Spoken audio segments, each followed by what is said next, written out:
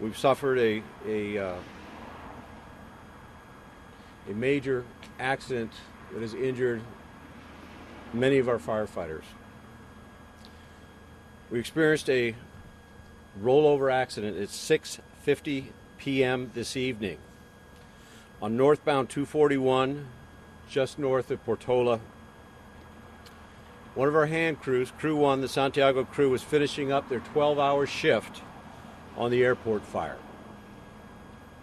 They were involved in a solo vehicle rollover accident. We had 8 OCFA hand crew members injured. 7 were transported by ground ambulance, 1 transported by OCFA Copter 3. 6 were taken to local trauma centers, 3 to Mission Hospital, 2 here to OC Global, and 1 to UCI.